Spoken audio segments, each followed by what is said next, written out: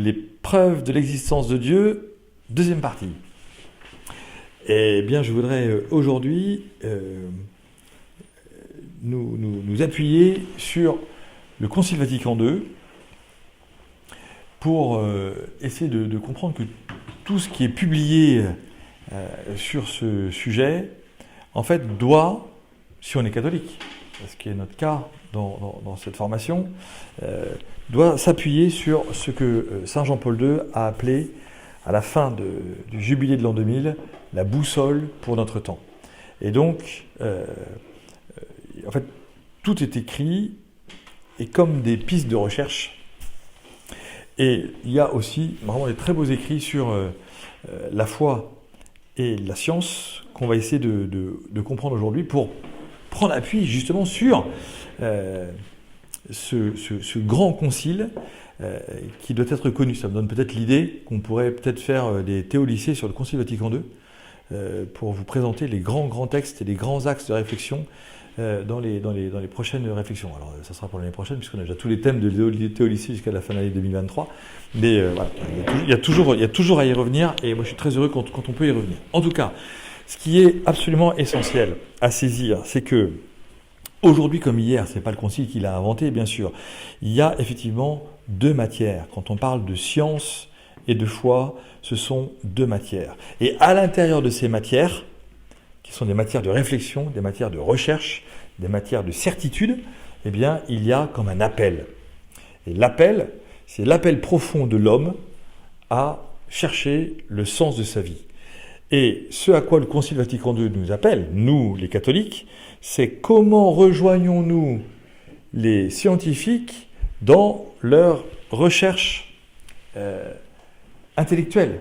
Comment les accompagnons-nous dans leur recherche de tous les jours? Comment permettons-nous que justement nous puissions les accompagner sur cette recherche du sens de l'univers, du sens de la vie, des recherches scientifiques dans lesquelles ils s'engagent pour le bien de l'homme.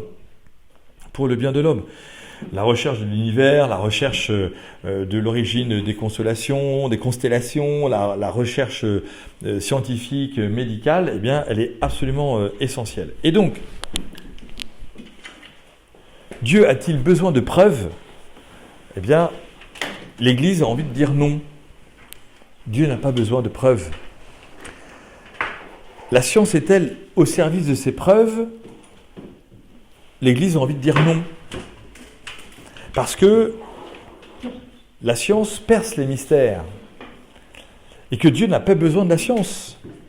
Dieu est Dieu. Et que finalement, quand on regarde la science, qu'est-ce qu'elle va nous apporter? Et c'est ça qui est magnifique. Elle va nous apporter du rationalisme, l'usage de la raison. Et ce rationalisme, nous en avons besoin, y compris dans la religion. Il y a des choses rationnelles, il y a des éléments rationnels. Nous utilisons notre raison pour parler à Dieu, pour répondre à Dieu, pour chercher Dieu. Et les scientifiques utilisent leur raison pour essayer de percer les mystères encore inconnus de la science. Et je pense notamment ici à Rouen, on a quand même énormément de chance d'avoir ce centre hospitalier universitaire dans lequel on a énormément de chercheurs, de médecins, dont beaucoup sont catholiques, beaucoup sont croyants, même d'autres religions, et qui mettent toutes leurs connaissances au service de la science pour aider à avancer, par exemple, dans le soin médical qu'on va donner à des personnes gravement malades. Donc, vraiment, soyons attentifs à reconnaître ce que nous apporte la foi et ce que nous apporte la science. Et quand on découvre cela, eh bien, on reconnaît qu'effectivement, la science va donc apporter un certain rationalisme. Elle va aussi apporter une lecture souvent sèche par rapport à l'émotion. L'émotion de croire va souvent être, et c'est parfois un peu troublant, être contrecarré par des gens qui nous disent, des scientifiques qui nous disent par exemple en matière psychologique, que tel acte de rendre service à telle personne est mu à l'intérieur de notre cerveau par telle protéine qui est allée toucher tel neurone et que c'est le frontex et le cortex. C'est toujours extraordinaire, mais parfois un peu asséchant de voir qu'il y a des mouvements intérieurs à notre vie qui sont même des mouvements que nous reconnaissons comme étant des beaux et grands mouvements, celui de servir, de se lever le matin, de sourire, etc. Et que, en fait, ces choses-là sont, en fait, scientifiquement prouvables. Eh bien, très bien que ce soit scientifiquement prouvable, mais on n'est pas obligé de dire que, du coup, ça n'est que la science qui le dit. Nous avons aussi la foi qui nous dit, voilà, comment Dieu nous appelle à servir, comment nous avons entendu un appel à l'intérieur de notre propre vie, de notre propre cœur, pour aller vers telle ou telle personne. Donc, véritablement, on découvre que la science, finalement, va apporter comme une réponse qu'on pourrait appeler neutre. C'est comme ça, voilà, c'est l'usage de la raison, c'est la certitude de telle ou telle chose. Par exemple, moi j'ai rencontré la semaine dernière quelqu'un qui m'a dit qu'il souffrait de maux de tête depuis des années et des années, sans que jamais aucun médecin n'ait réussi à calmer ces maux de tête. Et puis voilà que il a eu une petite phase de dépression qu'il a fait rencontrer un médecin et que ce médecin lui a donné de très légers antidépresseurs pour essayer de tempérer son état psychique mauvais ou fragilisé. Eh bien, il me dit, cet ami, depuis que je prends des antidépresseurs, depuis 6 mois, je n'ai plus eu un seul mal de tête. C'est extraordinaire.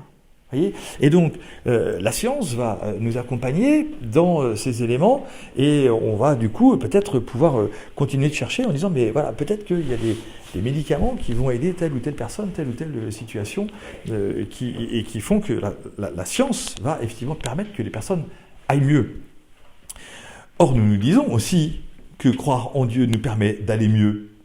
Donc, tout cela n'est pas incompatible et que de croire en Dieu nous permet de servir.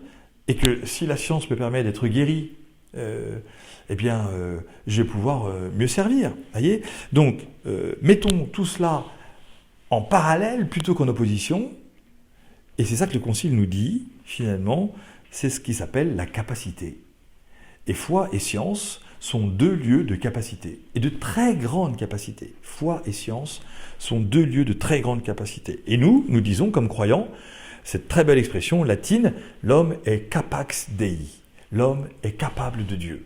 Et donc, nous ne nous opposons pas à ceux qui font des sciences, des recherches, et peut-être que certains d'entre vous allaient faire des études scientifiques après votre bac, qui ne seront pas des études agnostiques ou païennes. Ça n'a rien à voir. Et on ne vous présentera pas l'étude des sciences, de la médecine ou de l'ingénierie en disant « Bienvenue dans le monde sans Dieu ». On vous présentera l'autonomie de la science que vous étudierez. Et c'est ça qui est absolument fondamental. Cette question est du coup celle qui rejoint ces 2 verbes extraordinaires qui font notre vie quotidienne, croire et savoir. Quand je vais à l'école le matin, j'ai fait déjà ma prière le matin. Et je vais à l'école pour apprendre. Et l'école m'apprend et je découvre un savoir. Et croire et savoir ne sont pas antinomiques. On peut croire et savoir, et c'est important de se le redire, que ça n'est pas opposé, et peut-être même que ça se complète.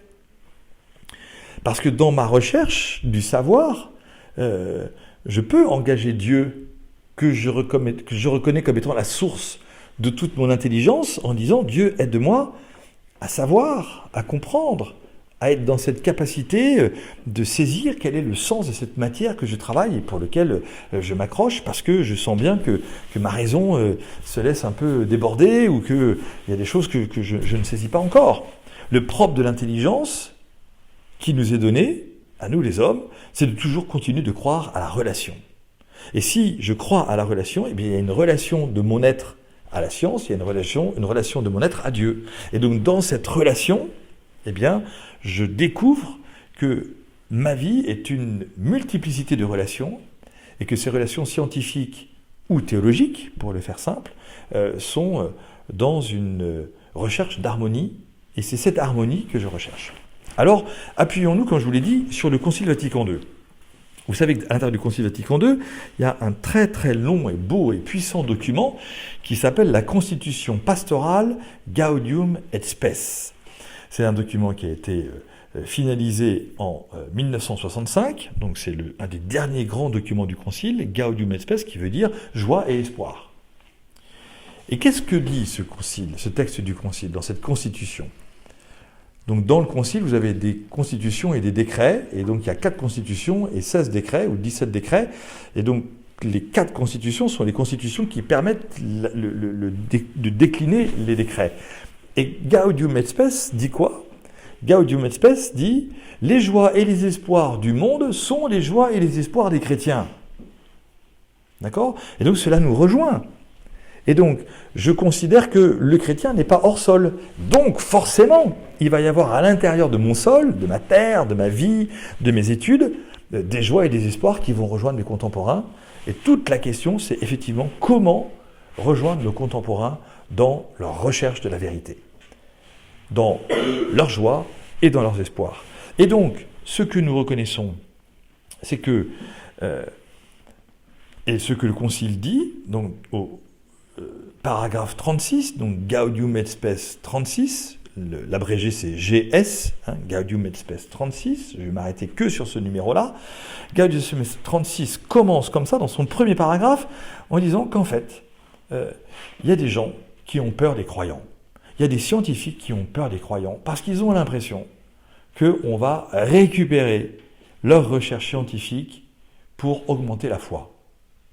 Et donc, il y a des gens qui ne croient pas aujourd'hui à cause de l'attitude de croyants qui sont tellement prosélytes en disant « Oui, mais finalement, tu refuses de croire à l'ordonnancement de l'univers tel que Dieu a voulu le constituer » et qui se disent finalement « Avec le croyant, je ne peux pas parler science ».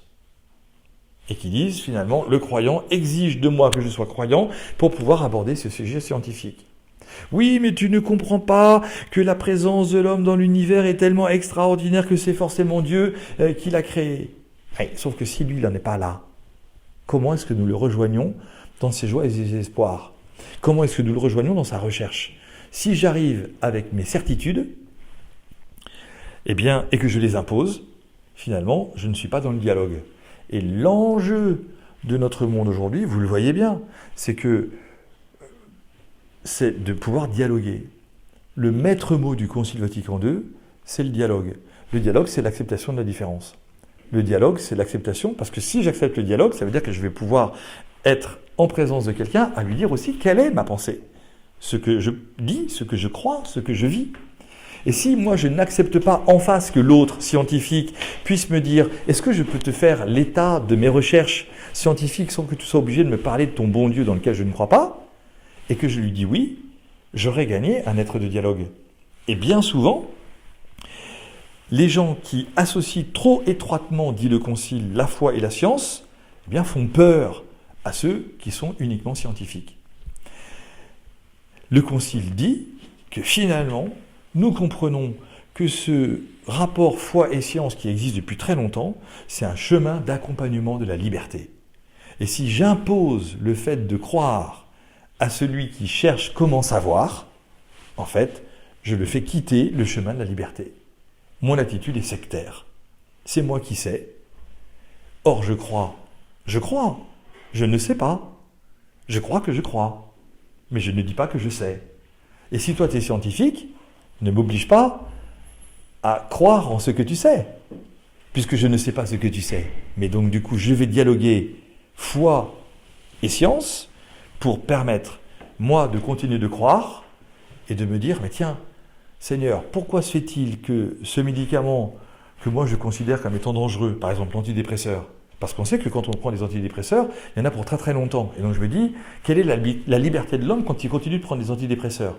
Si en tout cas, ça lui permet de ne pas avoir mal à la tête et d'être plus présent à toutes les choses qu'il a à faire, c'est magnifique. C'est magnifique. Vous voyez? Et donc ça me bouscule, moi, dans le fait de croire. Et en même temps, je me rends compte que je ne sais pas tout.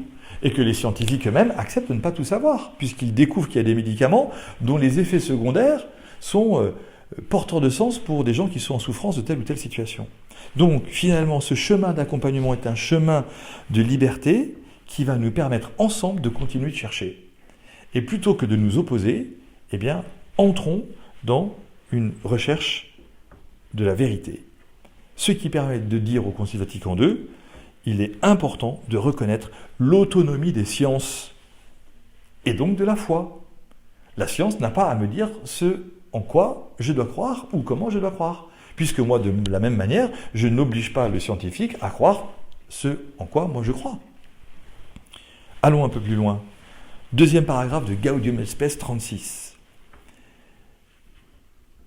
Le Concile dit, rappelle, parce que ça n'est pas nouveau, qu'il y a une autonomie des réalités terrestres.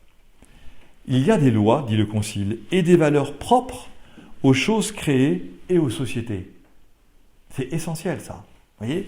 Il y a des lois et des valeurs propres aux choses créées et aux choses et aux sociétés. C'est légitime pour l'homme. Voyez ? Et c'est important, surtout dans le monde dans lequel on est aujourd'hui, de pouvoir déployer ces deux thèmes de l'autonomie et de la légitimité. Parce que du coup, c'est scientifique. Voyez ? Et que c'est la question de l'organisation d'un ordre. Et cette organisation de l'ordre dans la société dit, ok, c'est légitime que tu puisses chercher, et c'est légitime que tu sois autonome. Ça n'est pas le pape ou le curé ou l'évêque ou le comité d'éthique catholique qui va dire comment on doit faire les recherches. Il va donner un avis.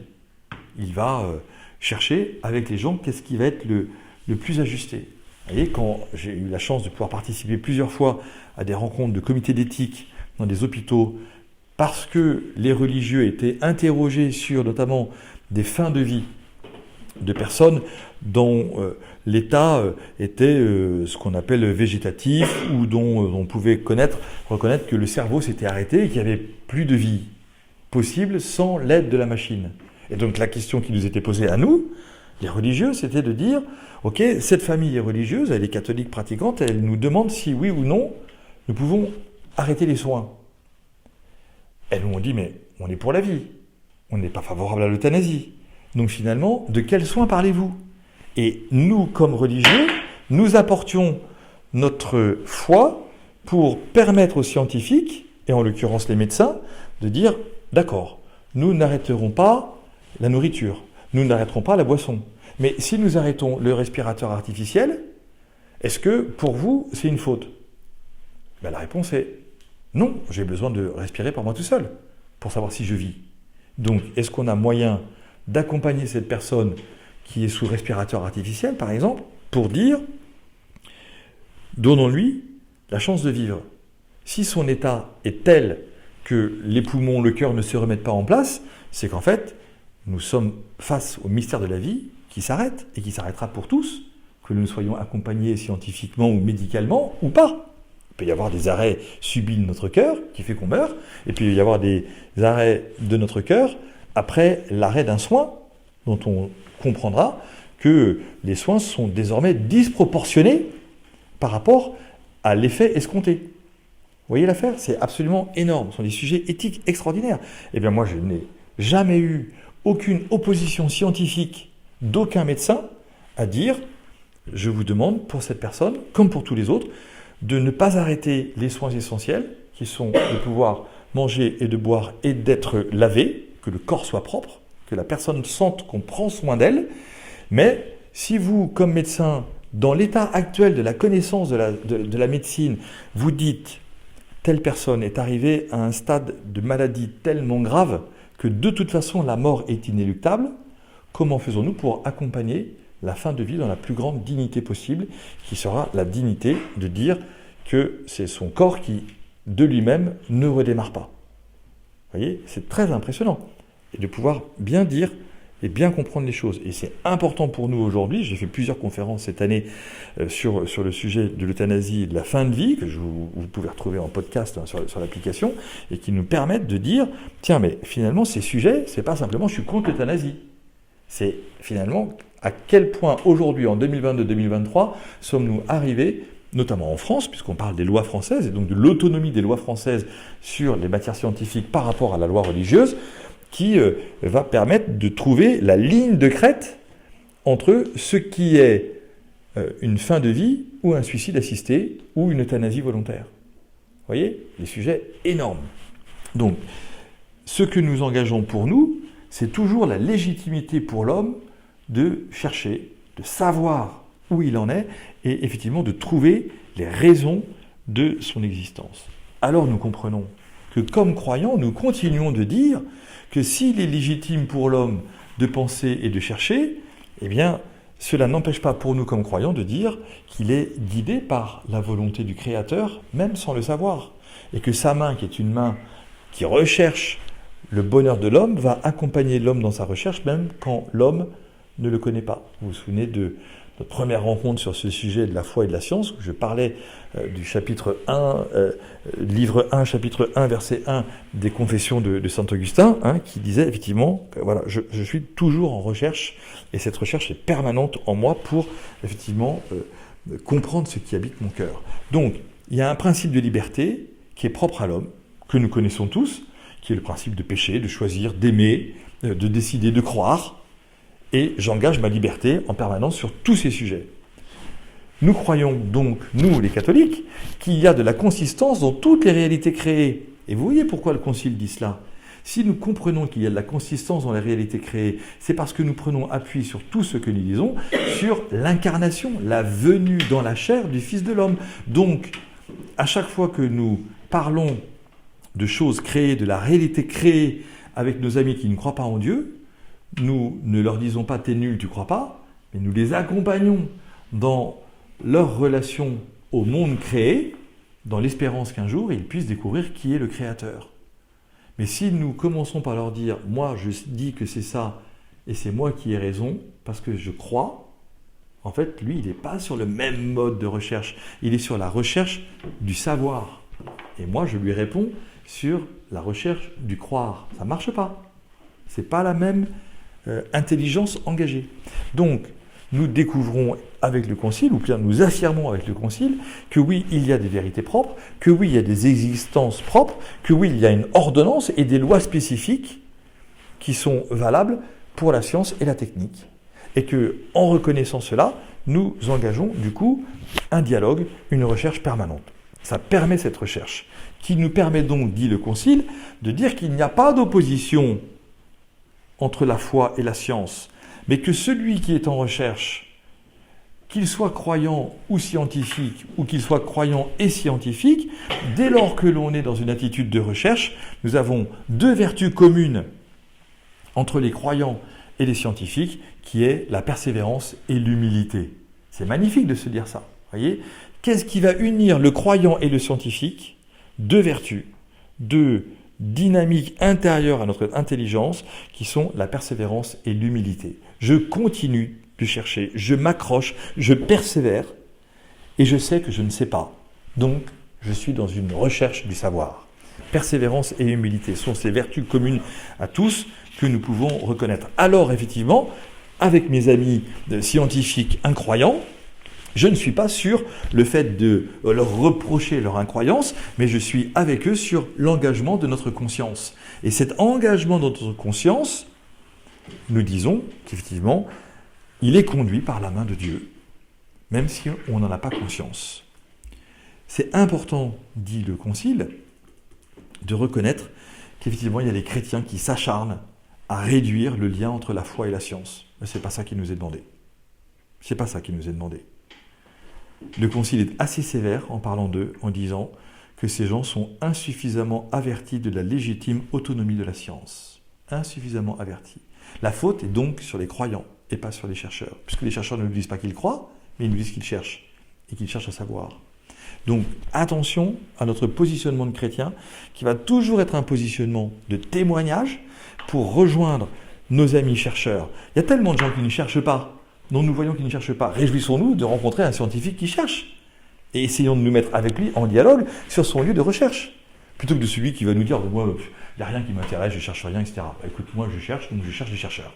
Voilà. Si toi tu ne cherches pas, on va manger une glace ensemble, on va boire une bière, on va discuter, on va se promener le long de la mer, si tu veux, machin, etc. Mais on n'entrera pas dans ces sujets-là. Et donc, allons-nous, comme chercheurs de Dieu, à la recherche de ceux qui recherchent. Et on va voir qu'effectivement, tous ces sujets d'affrontement permanent dans notre vie vont finalement devenir des sujets de dialogue, de pouvoir échanger. On va passer de l'affrontement au dialogue, on va passer du conflit à la recherche, on va passer ensemble de la certitude à l'humilité et à la persévérance. Sinon, effectivement, dit le Concile, nous allons continuer, par notre faute, de créer des conflits et des tensions. Effectivement, Gaudium et Spes, troisième point, 36, le troisième paragraphe, il y a une véritable difficulté qui est l'autonomie du temporel. L'autonomie du temporel est un sujet majeur, qui est que le croyant ne peut pas être d'accord avec ceux qui disent qu'il n'y a que l'autonomie du temporel, comme s'il y avait une indépendance de Dieu. Nous, comme croyants, nous croyons que rien de ce que fait l'homme dans sa dynamique créée n'est indépendant de Dieu. Et ce n'est pas pour ça qu'on va l'imposer à celui qui ne croit pas en Dieu et qui continue de chercher. Donc nous, de notre côté, si on peut dire ainsi, comme si c'était un parti, de notre côté, nous allons dire, en fait, je crois qu'il y a un créateur et je me positionne comme créature, c'est le rapport humble, et nous allons essayer de discuter, d'échanger, de dialoguer avec nos amis pour qu'ils puissent comprendre que notre positionnement, c'est de dire que la créature sans le créateur rend la créature opaque. Et vous vous souvenez, ça me permet de faire un lien avec le premier topo que je vous ai fait. Quelle est l'origine première du nom de Dieu ? Lumière. La créature sans le créateur rend la créature opaque. Or, celui qui est scientifique, comme celui qui croit, cherche la lumière. Donc, ils ne sont pas forcément capables de dire que c'est Dieu, mais en tout cas, nous, puisque nous avons la grâce de connaître Dieu, qui est un don de Dieu lui-même à notre intelligence et à notre conscience, eh bien, n'allons pas imposer à l'autre ce qui n'habite pas encore sa conscience, mais cherchons avec lui la lumière. Quand on oublie Dieu, la créature devient opaque. Permettez-moi de terminer en vous citant un texte que je vais vous donner ce soir, qui est le message du pape Paul VI aux hommes de la pensée et de la science. Ce message date du mercredi 8 décembre 1965. Voici ce que dit le pape Paul VI. Un salut spécial à vous, les chercheurs de la vérité, à vous, les hommes de la pensée et de la science, les explorateurs de l'homme, de l'univers et de l'histoire, à vous tous, les pèlerins en marche vers la lumière, et à ceux aussi qui se sont arrêtés en chemin, fatigués et déçus par une vaine recherche. Pourquoi un salut spécial pour vous ? Parce que nous tous, ici, évêques, pères du Concile, nous sommes à l'écoute de la vérité. Notre effort pendant ces 4 ans, qu'a-t-il été, sinon une recherche plus approfondie et plus attentive et un approfondissement du message de vérité confié à l'Église, sinon un effort de docilité plus parfaite à l'esprit de vérité. Nous ne pouvions donc pas vous rencontrer. Nous ne pouvions donc pas ne pas vous rencontrer. Votre chemin est le nôtre. Vos sentiers ne sont jamais étrangers aux nôtres. Nous sommes les amis de votre vocation de chercheur, les alliés de vos fatigues, les admirateurs de vos conquêtes, et s'il le faut, les consolateurs de vos découragements et de vos échecs. Pour vous donc aussi, nous avons un message, et c'est celui-ci, continuez à chercher, sans vous lasser, sans désespérer jamais de la vérité. Rappelez-vous la parole d'un de vos grands amis, saint Augustin, cherchons avec le désir de trouver, et trouvons avec le désir de chercher encore. Heureux ceux qui, possédant la vérité, la cherchent encore afin de la renouveler, de l'approfondir, de la donner aux autres. Heureux ceux qui, ne l'ayant pas trouvée, marchent vers elle d'un cœur sincère, qu'ils cherchent la lumière de demain avec la lumière d'aujourd'hui jusqu'à la plénitude de la lumière. Mais ne l'oubliez pas, si penser est une grande chose, penser est d'abord un devoir. Malheur à celui qui ferme volontairement les yeux à la lumière. Penser est aussi une responsabilité. Malheur à ceux qui obscurcissent l'esprit par les 1000 artifices qui le dépriment, l'enorgueillissent, le trompent, le déforment. Quel est le principe de base pour des hommes de science, sinon s'efforcer de penser juste ? Pour cela, sans troubler vos pas, sans éblouir vos regards, nous venons vous offrir la lumière de notre lampe mystérieuse, la foi. Celui qui nous l'a confiée, c'est le maître souverain de la pensée, celui dont nous sommes les humbles disciples, le seul qui ait dit et pu dire « Je suis la lumière du monde, je suis la voie, la vérité et la vie ». Cette parole vous concerne. Jamais peut-être, grâce à Dieu, n'est si bien apparu qu'aujourd'hui la possibilité d'un accord profond entre la vraie science et la vraie foi, servantes l'une et l'autre de l'unique vérité. N'empêchez pas cette précieuse rencontre, ayez confiance dans la foi, cette grande amie de l'intelligence, éclairez-vous à sa lumière pour saisir la vérité, toute la vérité. Tel est le souhait, l'encouragement, l'espoir que vous expriment, avant de se séparer, les pères du monde entier réunis à Rome en concile.